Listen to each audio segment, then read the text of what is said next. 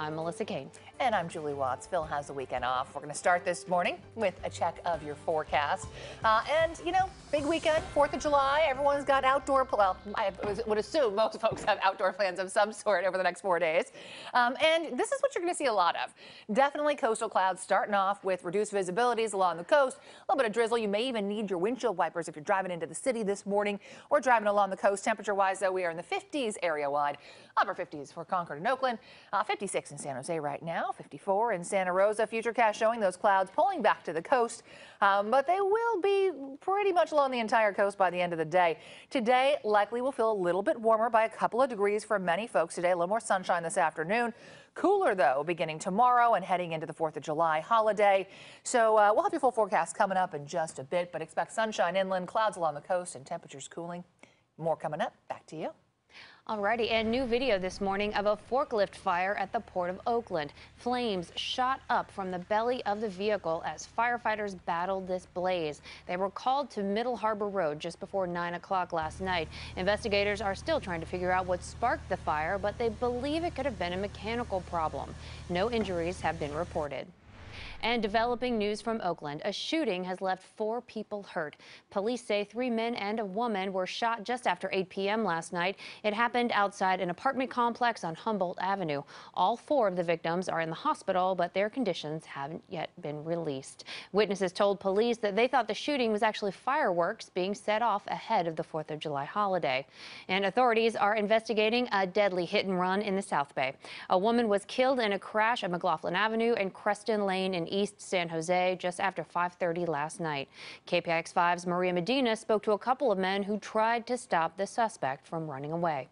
Because when I checked in, I go, "Are you okay?" She didn't answer anything. Kit Wynn overcome with emotion. The driver. After learning one of the victims he tried to help didn't survive. That's something you don't want to see, you know? Kit says he heard the crash and ran outside, only to find this white car against a fence, 3 women inside, one of them unresponsive. Then he says he noticed the driver of the other car involved standing not too far away from him. He was shaking and he looked all pale. So I go, "Are you the driver?" And he said, "No, I'm not." And then he said, "No." And then my friend go, "No, I saw you. You just got out of the car." And I say, "This guy is driver." They say when the man denied he was the driver, they snapped this picture of him. Then they say he did the unthinkable. And he started running and we couldn't keep up. Kid and several others tried to run after the suspect, but eventually lost him. He should have stopped. It's an accident, you know? Accident happened. You shouldn't have to take off like that. And that was Maria Medina reporting. This morning, police are still searching for the suspect. Well, a man has been arrested in connection with a hit-and-run crash that killed 2 children in Concord. It happened late Friday night on the on-ramp from Solano Way onto Highway 4. Officers say 35-year-old Lemuel Wilson was driving the car that slammed into an SUV as it was merging onto the highway. The force of the crash pushed the SUV into the parking lot at Kinder's Barbecue. Witnesses say the driver ran from the scene. A 5- and 10-year-old were killed, ejected from the car. The father of one of the boys, understandably devastated. To me, I feel like my life is over. And to lose a child that I love and I do everything for, there's no words to bring anything, to change anything about this. Police later caught up with the suspect at Highland Hospital in Oakland. The mother of the children and her 3-month-old baby were also seriously injured.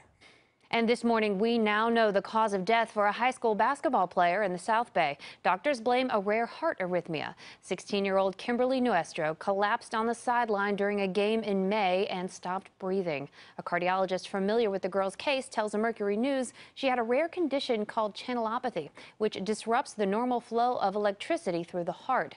And doctors have told the family that Kimberly's death could have happened at any time and was not related to playing sports.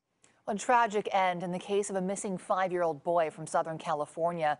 Police found the remains of the boy, who had been missing since April. They were recovered at a lake in Santa Barbara County. The boy's father is charged with killing him. He's expected in court tomorrow, though his attorney says he plans to plead not guilty to the charges. And developing news right now in a deadly road rage incident. Police in Westchester, Pennsylvania found the red pickup believed to be involved in the fatal shooting of high school honor student.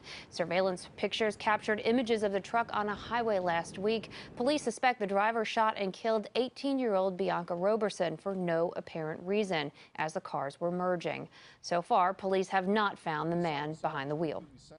On to politics now. President Donald Trump will call the leaders of Japan and China today. The White House says Trump will speak with the Japanese prime minister, then the Chinese president.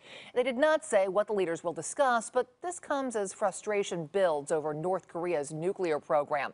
On Friday, Trump declared that U.S. patience with the North Korean regime is over. And in spite of criticism from his own party, the tweets from President Trump have not slowed down. The president was back on Twitter last night, as reporter Wendy Gillette shows us. He was also back on stage taking aim at the media.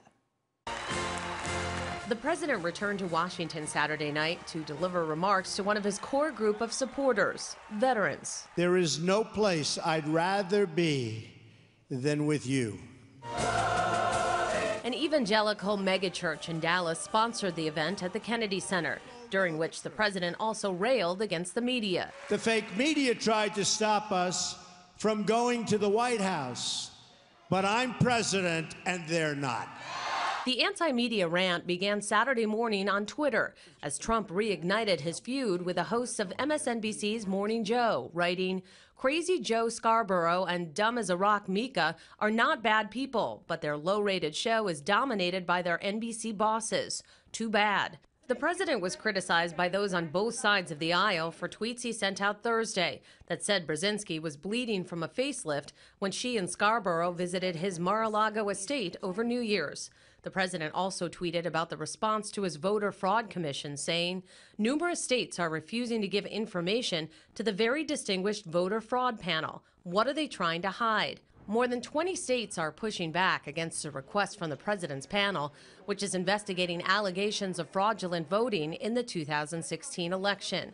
The commission wants states to turn over detailed data and personal information about voters. Many election officials say the request violates their state laws. Thank you very much.